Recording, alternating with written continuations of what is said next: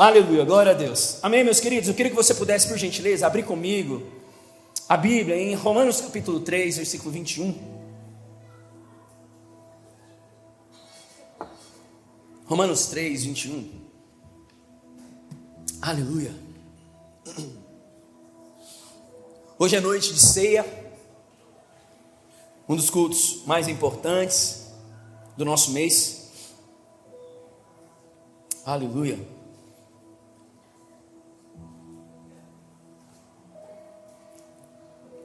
E como é culto de ceia, nós vamos falar sobre o cordeiro, sobre a mesa, como nós sempre fizemos.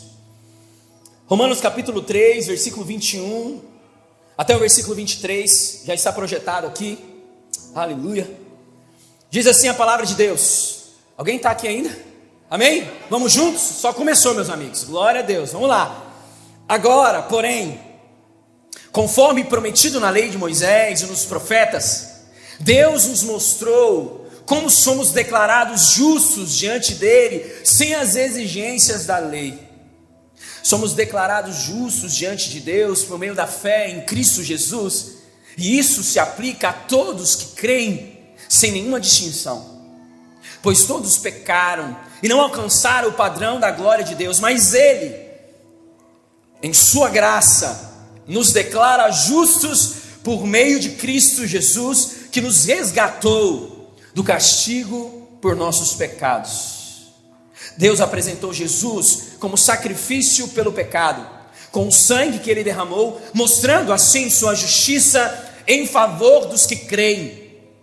No passado, ele se conteve e não castigou os pecados antes cometidos, pois planejava revelar sua justiça no tempo presente.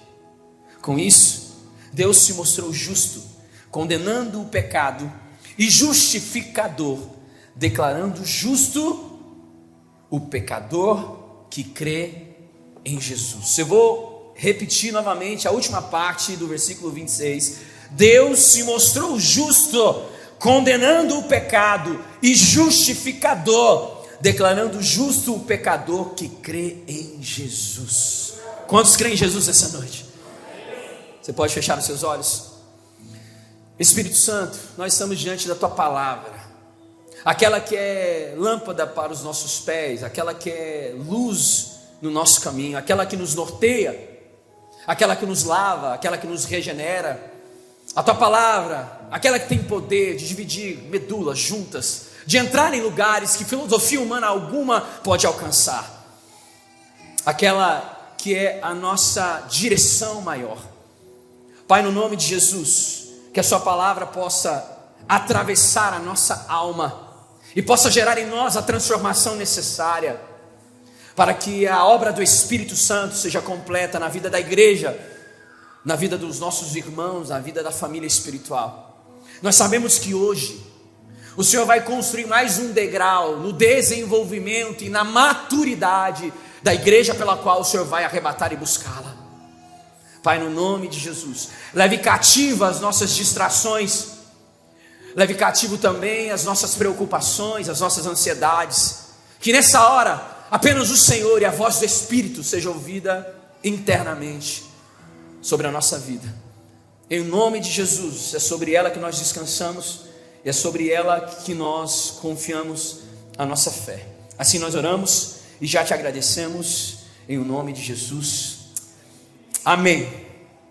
Meus amigos, vocês estão acostumados a me ouvir aqui todo domingo praticamente, e vocês sabem muito bem que eu sempre na introdução das nossas mensagens eu peço a sua atenção redobrada. Por quê? Porque se você não entender o início da história, é possível que lá na frente você fique perdido. Então nós vamos construir algo juntos aqui nessa noite, amém? Então se o irmão começar a conversar com você fala: olha, o pastor vai me dar uma bronca, hein? Tá? Fala assim: não, eu vou prestar atenção lá. Você já chegou na casa de alguém onde as pessoas estavam assistindo um filme? Aí você chegou no meio do filme. Quem já teve essa experiência? Chegou para visitar alguém, chegou no meio do filme. Aí você ficou 5 minutos, você começou: mas esse cara é irmão de quem? Aí isso aqui não é aquela agonia? Meu Deus, mas isso aqui. Aí você tenta adivinhar, e todo mundo, pelo amor de Deus, né? Chega no meio do filme, não entende nada. É mais ou menos assim que acontece. Quando você perde o fio da meada, principalmente no início da conversa, da reflexão e da pregação. Chega numa hora que você fala assim, eu não estou entendendo muita coisa, ele está falando do que mesmo? Né? Ou quando você chega assim, no meio as pessoas estão assistindo um filme, elas estão chorando, aí você fala assim, nossa, mas eu não estou sentindo a mesma coisa. Por que você não está sentindo? Porque você não construiu aquela história, você não entende o formato das coisas, e por isso você não chora, porque você não pegou o início da história e da caminhada. Então, para que ninguém pegue o filme pela metade, eu gostaria muito que você me desse 10 minutos da sua atenção inicial, depois você respira, tá bom? Glória a Jesus. Posso contar com você? Assim como na semana passada, de vez em quando pode estar chato, você dá um sorriso e diz glória a Deus, amém? Glória a Jesus. A gente podia fazer um sinal, né? Quando levantasse a mão, você já, glória a Deus, vamos fazer assim? Toda vez que eu perceber que o negócio está meio truncado, eu vou levantar a mão e só dizer glória a Deus bem alto, aí eu me alegro e continuo até o fim, combinado? Glória a Jesus, amém, glória a Jesus. Brincadeira, vamos lá, no meio para frente a gente vai. Meus amigos, o texto que nós acabamos de ler, ele é um resumo do Evangelho. Se você quiser depois, você pode me procurar, você deve ter esquecido já o texto que nós lemos, eu vou falar para você e você vai marcar no seu celular. Romanos capítulo 3, versículo 21 ao 26, Paulo faz talvez uma síntese de milhares e milhares de anos da história do povo judaico, e ele resume isso trazendo aspectos do Antigo Testamento e direcionando tudo no Cordeiro de Deus chamado Jesus Cristo. Então isso aqui é o suprassumo, é o essencial, é aquilo que você precisa saber para continuar crescendo em Cristo Jesus. É como se ele pegasse anos de história complexa e resumisse nesses versículos que nós lemos aqui. Porque eu não sei você, mas eu antigamente era assim, eu li o Antigo Testamento e não entendia muita coisa. Alguém também confessa esse pecado aqui? Você vai lendo e fala, não estou entendendo nada, aí você já pulava para o Novo. Aí você lia o Novo Testamento inteiro de novo, você fala, vou tentar o Antigo Testamento. E começava e não dava muita coisa, você voltar para o Novo Testamento de novo. Se você gosta de fazer anotações na Bíblia, se você tem a sua Bíblia física, quer ver que as pessoas, você se entregar, é só você olhar o quanto o Novo Testamento está tudo rabiscado, o Antigo Testamento está novinho, né? Cheira novo. Às vezes a gente tinha essa ideia de que assim, olha, eu não preciso entender o Antigo Testamento, não faz sentido, eu vou logo para o Novo, é mais fácil, fala da história de Jesus, mas vamos lá, meus amigos, não tem como entender o Evangelho de Cristo se você não tiver pelo menos uma base específica do que aconteceu no Antigo Testamento. Por quê? Porque toda a velha aliança apontava para a nova aliança, todos os símbolos, tudo aquilo que estava descrito apontava para o Cordeiro de Deus. Então é capaz de que nós, que não somos judeus, e principalmente com a mente ocidental, e depois de uma história já escrita, que você olhe para a Bíblia e parece que ela não te atravessa tão profundamente. Por quê? Porque você não tem a naturalidade de um judeu, a nacionalidade de um judeu, você não viveu a cultura teocrática, chama de teocracia, que era um sistema de governo. Hoje a gente vive um sistema de governo chamado democracia. Os judeus não, os judeus por todo o tempo da sua história viveram um modelo chamado teocracia, que seria Deus no centro. A vida de um judeu e de um hebreu era destinada totalmente a agradar a Deus. Tudo ao seu redor, identidade, personalidade, rituais, ações, cultura, tudo era voltado para Deus. Então é possível que nós que somos do Ocidente não entendamos tão profundamente, e por isso vivemos de uma maneira mais prejudicada, porque a gente não mergulha na história. Então, no nome de Jesus, se você quiser alguns passos a passos para estudar o Antigo Testamento, para entender profundamente o que está no Novo, nos procure também. A gente vai ter uma galerinha que está com sede de Deus e quer estudar. Nós vamos te ajudar nessa caminhada, mas não pule as etapas, porque se você pular a etapa, provavelmente você não entende com profundidade aquilo que Cristo fez por você, e aí a sua fé pode ser prejudicada. Sabe por quê? Porque fé significa confiar em Deus, confiar na fidelidade de quem Deus é, mas eu não conheço Deus profundamente, logo a minha fé é, entende? Tem muita gente que não tem fé necessária para viver algumas coisas, não porque ele não acredita teoricamente que existiu um homem chamado Jesus que viveu há 2025 anos atrás. Não, é porque ele não conhece profundamente quem Deus é, porque a nossa fé é depositada integralmente no caráter de Deus. Quanto mais de Deus, quanto mais profundidade eu conheço a respeito de quem Deus é, mais a minha fé é fortalecida, mais eu passo de maneira segura nos intempéries, nos imprevistos, nas tempestades da vida, porque eu conheço o meu Deus. Quem está entendendo, diga amém. Então, o Evangelho só faz sentido quando você consegue entender o Antigo Testamento, a Antiga Aliança. Mas principalmente se você entende o evento da queda. Gênesis capítulo de número 1, 2 e 3, criação, queda, depois as consequências da queda. Talvez essa história, ela necessariamente precisa ser mastigada, entendida. Entende? Vai de novo, repete de novo. Quais são os aspectos que partem dela para a compreensão do todo? Então, para você, eu vou dar uma resumida bem rápida para a gente entrar naquilo que eu desejo falar com vocês nessa noite. Após a queda, vamos lá.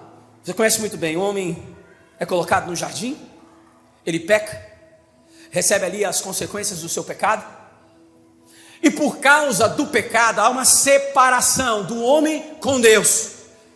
A Bíblia diz aí em Gênesis que na viração do dia Deus passeava e tinha um relacionamento íntimo, direto, prático, ordinário, diário com o homem. Essa era a relação. Ele criou o homem, criou o jardim, colocou ele para que houvesse um relacionamento. Mas a queda faz o que? O pecado faz o que? Distinção, separação do homem com Deus, porque é isso que inclusive está escrito nas Escrituras. As nossas iniquidades fazem o que? Separação entre o homem e Deus.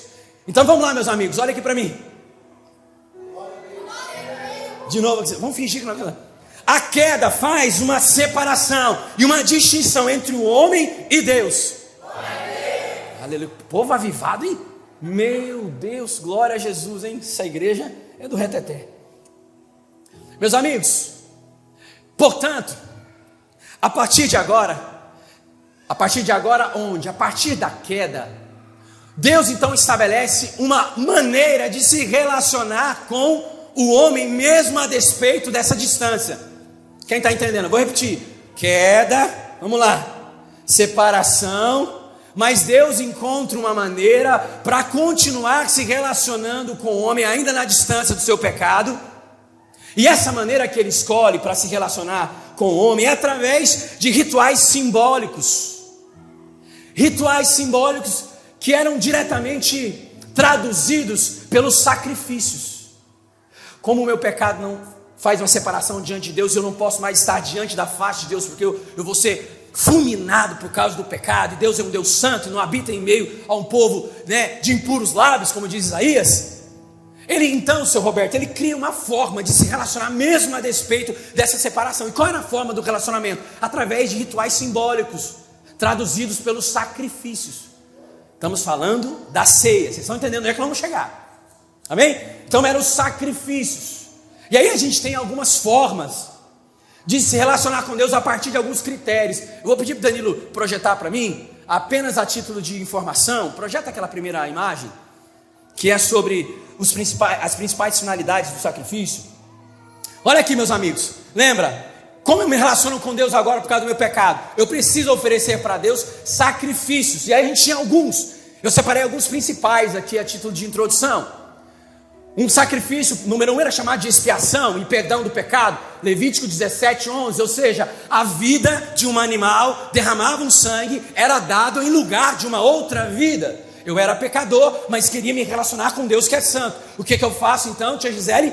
Eu pego um animal puro, sacrifico o teu sangue. Então era uma vida pela absolvição de outra vida. Então essa era a maneira que eles encontravam para se relacionar na remissão de alguns pecados. Na verdade era encobrir pecado, não remir totalmente. E aí a gente tem também uma segunda forma de relação ou de relacionamento que tinha naquela época, principalmente no Antigo Testamento, que eram sacrifícios de adoração e consagração. Exemplo, alguém tem motivo para agradecer a Deus aqui hoje? Hoje é domingo, dia 9? Dia 9 hoje. 9. Dia 11 é meu aniversário, fica a dica, Domingo, dia 9. Você tem motivo, fala assim, cara, Deus é bom demais na minha vida.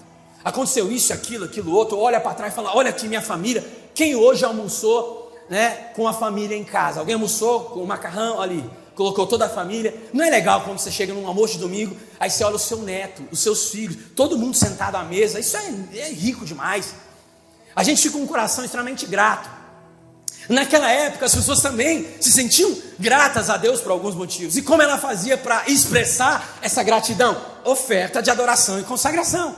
Eles ofereciam um sacrifício de gratidão, de devoção, comunhão com Deus, entrega total e louvor. Olha que burocracia era ser crente no Antigo Testamento. Meu Deus!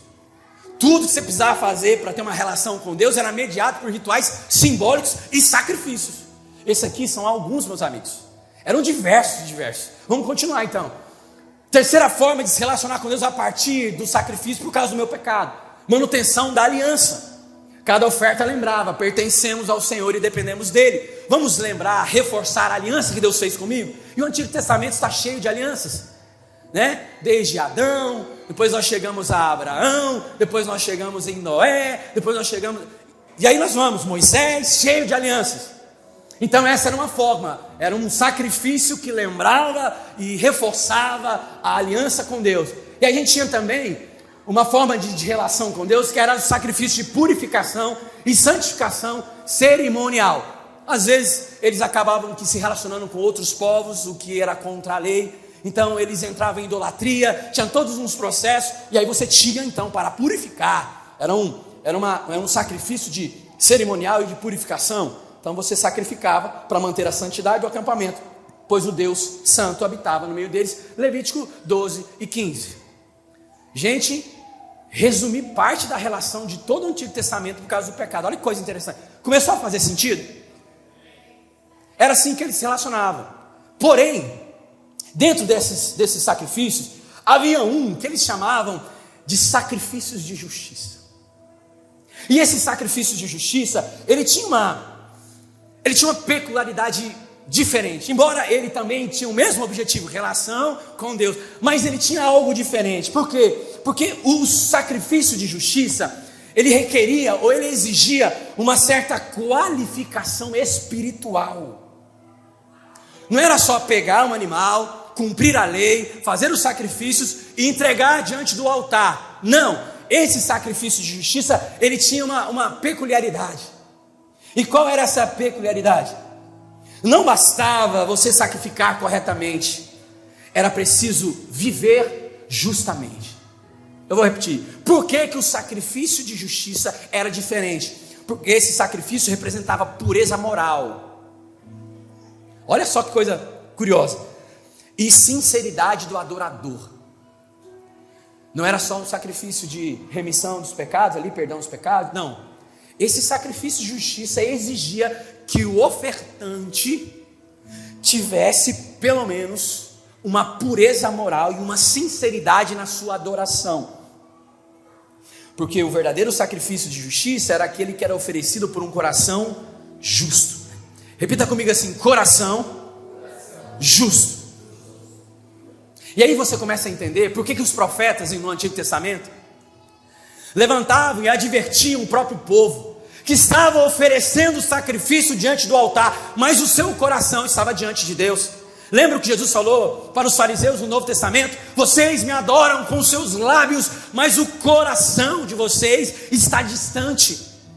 Então era possível oferecer sacrifício na intenção de uma relação com Deus, mas o coração não era extremamente justo ou integralmente justo e puro diante de Deus. Então, esse sacrifício de justiça, ele era algo que era oferecido, mas ele não encontrava integridade na sua oferta, era uma oferta parcial. Por quê? Porque a Bíblia fala que o homem é pecador e estava destituído da glória de Deus. Então, esse sacrifício era algo extremamente difícil de se ofertar, porque requeria-se, Roberto, pureza moral e sinceridade do adorador. Deus falava: não posso aceitar esse sacrifício, porque não é a ação externa, é um coração quebrantado que eu desejo. E aí a gente tem vários versículos na Bíblia que falam a respeito disso. Não estava aqui no meu esboço, mas vou abrir um adendo aqui. Lembra quando nós começamos o culto, eu disse, gente, hoje nós temos a oportunidade de rasgar o nosso coração e oferecer a Deus um culto verdadeiro, racional, em espírito e em verdade. Porque sim, eu já entrei na igreja, eu já ministrei louvor, eu já preguei, sem ter um coração justo diante de Deus. Ou aparentemente, porque eu aprendi os ofícios do culto. Aprendi a abrir o culto, fechar o culto, fazer uma oferta, fazer um dízimo, aprendi a fazer o louvor, A gente aprende. Mas o que Deus esperava e exigia no sacrifício de justiça era a pureza moral e sinceridade do adorador. Então, ele exigia uma vida em conformidade com a aliança, obediência e arrependimento, fé e fidelidade. Isso tudo estava contido nessa oferta de justiça. Quem está entendendo, diga amém. Então, a oferta de justiça só poderia justificar completamente um homem se de fato ele fosse integralmente justo. Então ela era parcial.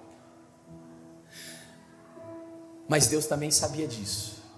Eu quero ler com vocês um texto, Isaías 53, versículo 7 até o versículo 12. Preste atenção nesse texto. Ele foi oprimido e humilhado, mas não disse uma só palavra. Foi levado como cordeiro para o matadouro, como ovelha muda diante dos tosqueadores, não abriu a boca. Condenado injustamente, foi levado embora. Ninguém se importou de ele morrer sem deixar descendentes, de sua vida ser cortada no meio do caminho. Mas ele foi ferido mortalmente por causa da rebeldia do meu povo. Continua, por favor. Não havia cometido, presta atenção agora, não havia cometido injustiça e jamais havia enganado alguém. Ainda assim foi sepultado como criminoso, colocado no túmulo de um homem rico. Fazia parte do plano do Senhor esmagá-lo e causar-lhe dor. Quando porém sua vida for entregue como oferta pelo pecado, ele terá muitos descendentes, terá vida longa e o plano do Senhor prosperará em suas mãos. Quando ele vir tudo que resultar de sua angústia, ficará satisfeito, e por causa de tudo que meu servo justo passou, ele fará que muitos sejam considerados justos, pois levará sobre si o pecado. Deus providenciou um homem que pudesse oferecer de uma vez por todas o sacrifício de justiça, e esse sacrifício foi totalmente satisfeito, e não para aí.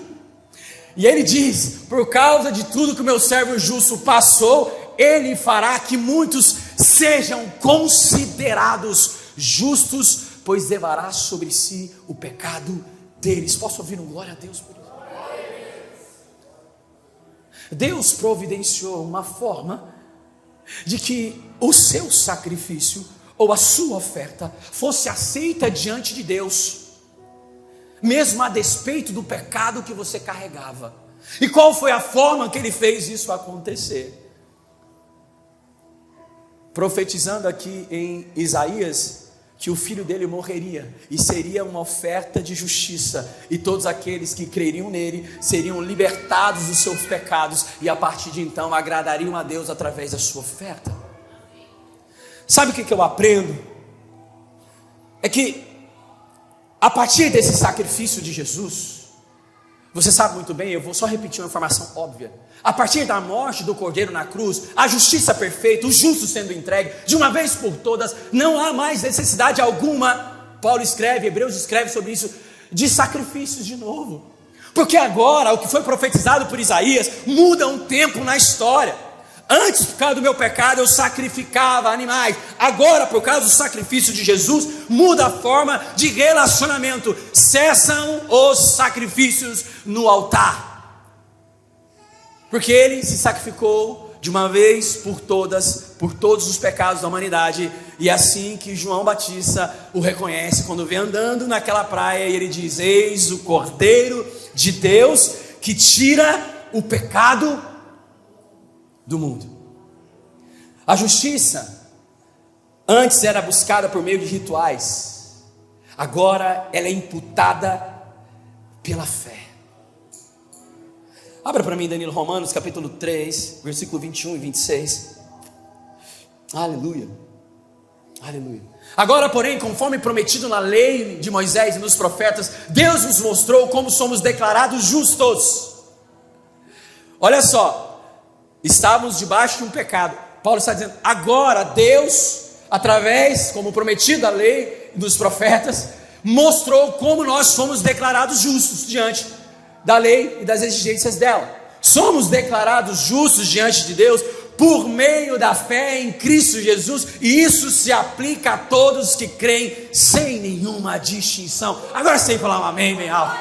Aleluia! Deus nos declarou justos, e toda a exigência da lei que nos condenava foi colocada debaixo dos seus pés, e você crê no sacrifício, e agora você é aceito como filho e herdará a vida eterna. Já foi feito. Não há necessidade alguma de outro sacrifício. Você está entendendo, meus amigos?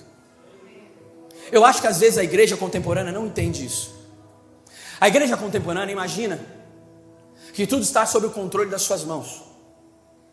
Eu não sei você, mas de verdade, durante muito tempo da minha vida, eu me frustrava pelo fato de achar que o resultado que eu tinha, na verdade era a ineficiência do meu resultado, se dava por culpa minha. E aí o que eu fazia? Eu me frustrava ainda mais, porque de alguma forma eu condicionava a minha vida e o meu futuro, e a minha alegria e a minha satisfação em um esforço, em um sacrifício que eu tinha que fazer, e isso era condicionado a um mérito. Gente, vocês sabem muito bem, eu trabalho com terapia, então eu pego o paciente cheio de problemas emocionais, e eu vou dizer para vocês, 60% a 70% dos problemas que eu trato das pessoas é porque elas vivem ainda na tirania do direito e na ideia da meritocracia. Elas acham que o futuro da vida delas só será feliz, bem sucedido e pacífico se ela fizer o que é certo agora, e ela começa a colocar sobre os seus ombros uma pressão gigantesca. Ela não se permite errar, por isso tem distúrbios e transtornos emocionais absurdos, porque ela não sai do lugar. Por quê? Porque depende de mim. E se eu fizer errado? E se eu fizer isso? E se minha decisão não foi bem calculada? O que eu faço? E aí você passa a vida inteira no mesmo lugar, com medo, com necessidade de aprovação, não consegue arriscar em nada. Conhece aquelas pessoas que tudo que ela precisa é um serviço público? Ela tem tanto medo, tanto medo, tanto medo, que ela não consegue, porque foi difícil, porque os traumas, que ela corre atrás de um concurso público. Não que quem trabalha em concurso público aqui está errado. Estou dizendo, tem gente que nasceu para o concurso público, porque não consegue dar um passo fora sem ter uma segurança. Só que o Evangelho diz que a nossa segurança está em Cristo Jesus. Não há nada que eu precise fazer, de verdade, nada. A minha segurança, da minha salvação, a minha alegria está num fato que já foi consumado. A minha libertação, o meu refrigério está nele. Ele me considerou justo por causa do seu amor derramado naquela cruz. O meu futuro está garantido nele. Eu sou o co-herdeiro das promessas dele. Não é sobre mim mais. Não é sobre mim. Então, de verdade, deixa o Espírito Santo invadir o teu coração. Se você está preocupado com o amanhã, com uma enfermidade, seja lá o que for, a ordem que for, por gentileza, descansa debaixo do sacrifício perfeito de Cristo. Só descansa. Porque, deixa eu contar uma novidade que você não sabe. Nem tudo na sua vida depende integralmente de você. Quantos aqui vivem algo que com toda humildade reconhece que não merecia? Levanta a mão. Você olha assim e fala, cara, de verdade, isso aqui foi o esforço do meu trabalho, isso aqui foi o esforço do meu trabalho, mas isso aqui, eu não tinha noção alguma, mas Deus, na sua rica misericórdia e graça, me deu, e eu não merecia. Você vai dormir preocupado se no dia posterior vai ter ar, oxigênio para você respirar? Alguém dorme aqui preocupado se amanhã vai ter oxigênio para você respirar? Alguém? Não? Não, né? Você percebe que as coisas principais que sustentam a existência não dependem de você em nenhuma circunstância. A existência está debaixo do poder de Deus, e tudo que é necessário para que haja vida já está sobre o seu poderio. Então, vamos lá, você não controla nada daquilo que é vital para a existência. Então você vai se preocupar com o quê? Quem está entendendo, diga amém. Vamos encerrar de novo. Primeira coisa que eu gostaria de considerar com você nessa noite.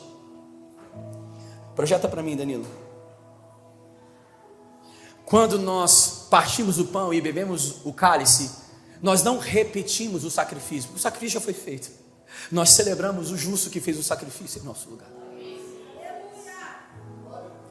O justo que ofereceu um sacrifício de justiça e que satisfez a ira de Deus aplacada naquela cruz. Nós vamos cear aqui daqui 15 minutos, meus amigos. E é isso que nós vamos celebrar. Eu não sei se você percebeu o tema dessa mensagem, mas é uma igreja. Coloca aí, Danilo. O tema da mensagem: uma igreja em celebração. Hoje nós estamos celebrando a ceia. A primeira coisa que nós consideramos, portanto, é quando partimos o pão e bebemos o cálice, nós não repetimos o sacrifício. Nós celebramos o justo que se fez sacrifício por nós. Preste atenção nessa frase, vem para cá, olha para mim. Horatius Bonar diz o seguinte: Deus me trata não apenas como se eu não tivesse feito o mal que fiz, mas como se eu tivesse feito todo o bem que não fiz, mas que foi feito pelo meu substituto chamado Cristo. Eu vou repetir, talvez algumas pessoas entenderem. Deus me trata não apenas como se eu não tivesse feito o mal que fiz, porque eu fiz o mal, mas como se eu tivesse feito todo o bem que eu não fiz, porque eu não fiz mesmo, mas que foi feito pelo meu substituto chamado Cristo. É assim que Ele nos trata. Vocês estão entendendo? Que a nova aliança, a primeira evidência de alguém que foi salvo pela nova aliança, é a libertação da culpa. Um dia me perguntaram: Vitor, qual é a maior evidência de alguém que foi salvo? A gente já pensa no que, seu Roberto? Obra. Não, o cara fumava, não fuma, bebe, não bebe, agora mentia, não mente. A gente pensa no que? Na obra. Mas, meus amigos, olhem para cá, a primeira evidência da salvação é a libertação da culpa. Cristo não mais me trata segundo os meus pecados, e além disso, Ele não me trata a partir do bem que eu não fiz, pelo contrário, Ele me dá tudo aquilo como se fosse alguém que tivesse feito bem a vida inteira, porque Ele foi o meu substituto naquela cruz. Que amor é esse, capaz de nos amar sabendo exatamente quem nós somos, ou quem nós éramos? Aleluia, aleluia, aleluia. Você não vive mais debaixo da lei, você não é mais alvo da condenação, você não é mais um pecador, embora nós saibamos que vivemos debaixo de uma natureza pecaminosa, mas livre da sua vida, essa condição de escravo, de pecador, de miserável. Você é uma nova identidade em Cristo Jesus, Ele te chamou para ser filho, você é co-herdeiro, então respira e seja feliz. E é assim, aleluia.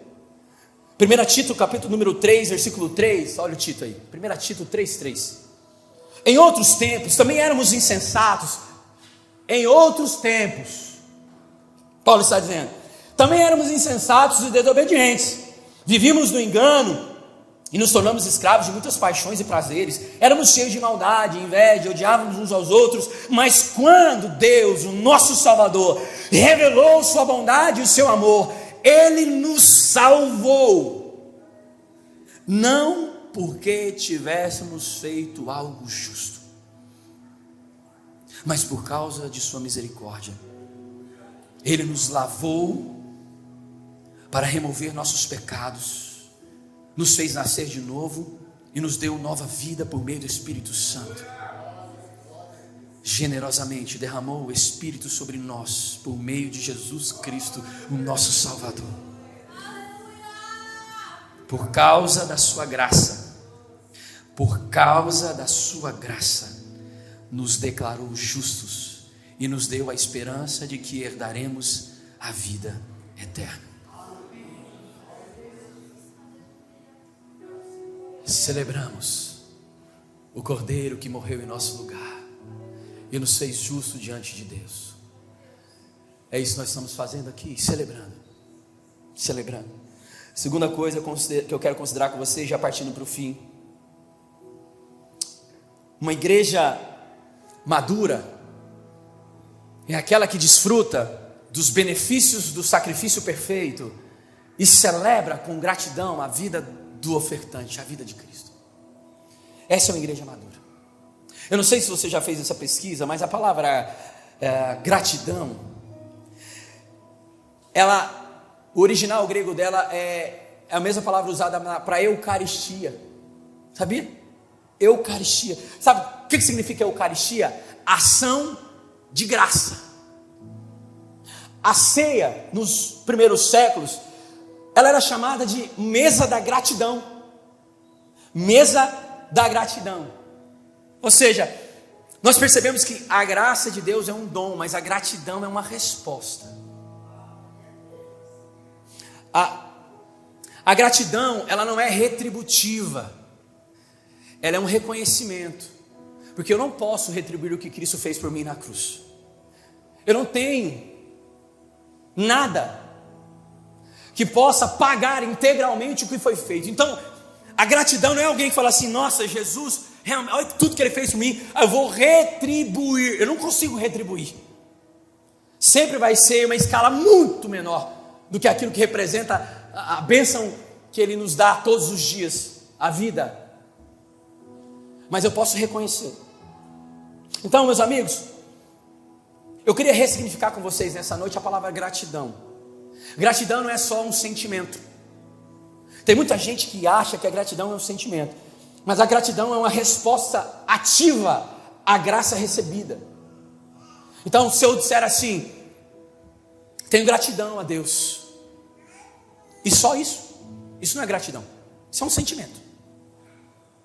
A gratidão é uma ação, por isso a palavra ação de graça. Eucaristia é uma ação em direção específica a um reconhecimento do que Deus fez por mim. Sempre está condicionada a uma ação, a uma atitude. Quem está entendendo, diga amém. Tem um tempo atrás que virou moda as pessoas usarem a palavra gratidão em tudo. Gratidão, apareceu, né? Gratidão. Não era, tudo era assim, no WhatsApp, gratidão. Você viu? Gratidão. Mas essa gratidão é muito fácil. A gratidão bíblica é uma gratidão que está por trás dela uma ação intencional, é uma atitude. Então, se você tem um coração grato diante de Deus, se você tem motivos para dizer: cara, eu quero oferecer a Deus a minha gratidão maior, pense numa ação. Não porque Deus precisa dela, mas porque a gratidão é a personificação de alguém que recebe algo de Deus.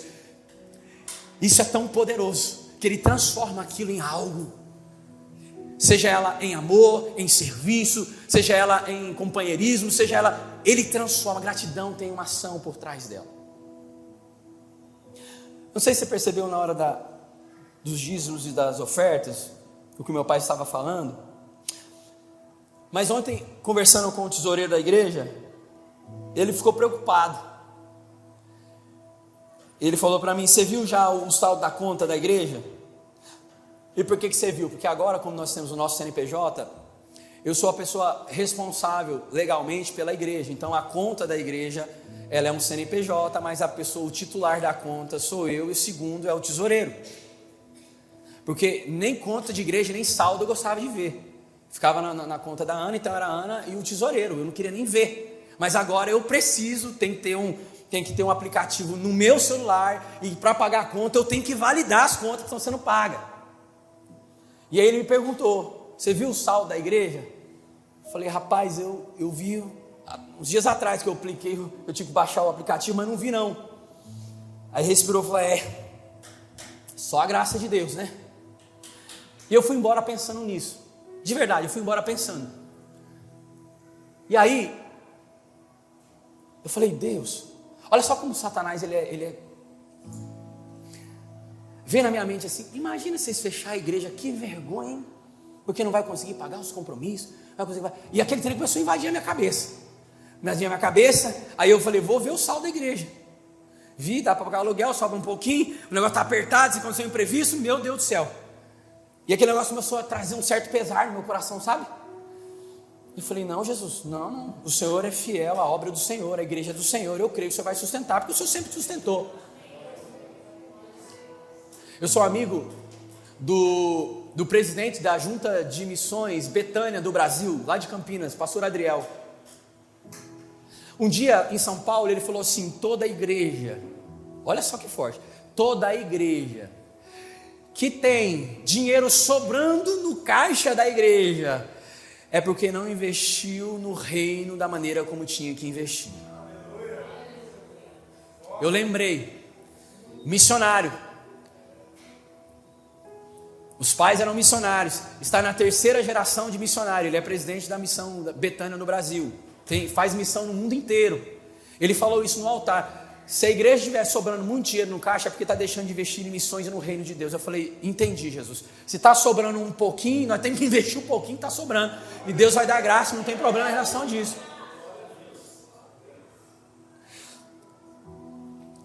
E aí eu pensei, como eu posso ensinar a igreja sobre gratidão? Porque Deus vai prover, meus amigos, mas quem perde é a pessoa que não faz parte, efetivamente.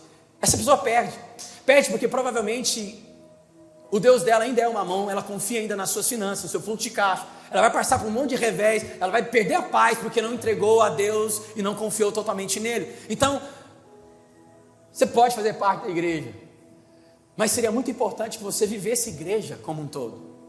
Tem gente que quer servir na igreja sem servir a igreja. Tem muita gente que quer servir na igreja, mas não serve a igreja como um todo. Então, independente se o nosso caixa está apertado, nós não vamos te manipular aqui. Nós não vamos vender tijolo, lencinho, fazer campanha, esses trem que você vê por aí. Não vamos vender voto, vamos fazer um voto com Deus aqui, ó. Olha, traga uma oferta generosa e faça um voto com Deus, e durante 7 dias nós vamos orar no monte, e aí você vai ver o que vai acontecer, mas você traga o seu voto. Não vamos fazer isso, não precisa. Deus falou no meu coração, continue pregando o evangelho, porque uma pessoa que tem um conhecimento profundo a respeito do que Cristo fez por ela tem mais razões para ser grato diante de Deus e oferecer a Deus ações de graça. Como é que você corrige uma igreja que não está ofertando da maneira como deveria, ou aquilo que Deus espera que ela faça? Inventando campanhas? Não, pregando o evangelho, porque eu estou mais constrangido a respeito do que Deus fez por mim, mais grato eu sou. E gratidão é uma oferta, é uma ação, é uma atitude em direção àquilo que Deus fez por mim. Alguém está entendendo? Diga amém. Aleluia. Tem igreja que você só pode participar do ministério se você for fiel contribuinte, sabia?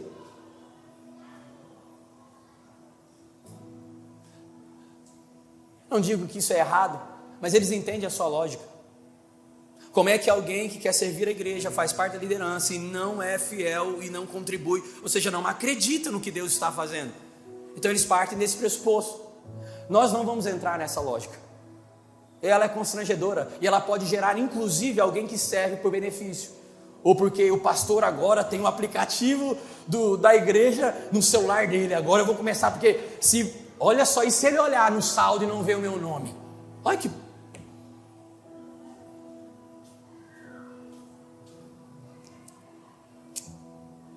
Gente, só para fechar isso adendo, o ministério mais tentado na igreja, eu descobri ontem. Qual é o ministério que tem mais investimento de Satanás, é mais tentado na igreja? Alguém chuta? A tesouraria. Sabe por quê? Não porque ela lida com dinheiro, mas porque ela lida com a infidelidade das pessoas. E se não tiver um coração blindado e com muito amor, acaba que comprometendo a relação dela com as pessoas. Olha como isso é, presta atenção, olha como isso é perigoso. Satanás começa a entrar na cabeça. Temos que orar pelos nossos tesoureiros, porque são homens de fé e de amor, porque senão não fica na tesouraria. É verdade, gente, é verdade. Não fica. Porque é facinho a pessoa fazer um julgamento. Facinho. Não oferta, mas está viajando. Não oferta, mas comeu no melhor restaurante. Olha só, isso acontece. É verdade, gente. Aí fica julgando, mas é uma tentação absurda. Eu tenho um aplicativo da igreja. Eu só valido as contas. Eu vou falar para o tesoureiro. Eu não quero ver saldo, não quero ver nada. Tem conta para pagar, vou lá e ó, pronto, paga a conta. Não quero nem saber. Quero blindar o meu coração. De verdade, não quero pecar não, meus amigos, porque eu sou homem como qualquer pessoa. Sabe? Mas eu sei que Deus está levantando uma igreja com gratidão no seu coração. Ela não vai apenas ser generosa nas suas finanças, mas vai ser generosa no seu amor, na sua solidariedade, no seu cuidado, no seu auxílio, nas suas visitas. Ela vai ser generosa, no nome de Jesus. Aleluia. Aleluia. Glória a Jesus. Vamos voltar para a gente encerrar, que nós temos que servir a ceia. As crianças já estão pulando lá de dentro. Meus amigos, a ceia, portanto, ela é a celebração daquilo que Cristo fez por nós, representada na mesa da gratidão. Vou te dar em 1 minuto 10 motivos que você deve ser grato a Deus. Número 1, nós somos gratos a Deus porque nós celebramos a justiça de onde vem a nossa salvação, e essa é uma justiça infinita. Nós somos gratos a Deus e nós celebramos porque o amor nos encontrou quando ainda estávamos perdidos. Nós celebramos porque a cruz foi o altar onde a justiça se curvou diante da misericórdia. Nós celebramos a mesa da gratidão porque a graça nos alcançou quando não tínhamos força para dar um passo em direção a Deus. Nós celebramos porque nós somos tocados pelo amor que não se cansa, perdoados pelo sangue que não se esgota. Nós celebramos porque a mesa da ceia é o lembrete de que fomos convidados não por mérito, mas por misericórdia. Nós celebramos porque a salvação não é um prêmio, é um presente dado por Deus que se fez oferta por nós. Nós celebramos porque o justo se fez injustiçado para que a injustiça fosse justificada. A cruz é o ponto onde o céu se inclinou para abraçar a terra. E por último, em 10º lugar, nós celebramos porque o Cordeiro foi morto e por isso hoje nós vivemos. Posso ouvir um amém? Terceira coisa, eu encerro. Pessoal que já está com a ceia, por gentileza, já pode servir os irmãos. A igreja vive em celebração contínua pela vitória de Cristo na cruz e em contínua expectativa pela volta de Cristo nos ares. A ceia é o simbolismo da vitória de Cristo na cruz, mas também a expectativa contínua da vitória de Cristo nos ares. Nós anunciamos a morte de Cristo, mas a volta do Cordeiro de Deus. Posso ouvir um amém por isso? Você pode se colocar de pé. Aleluia. Aleluia. Aleluia. Aleluia.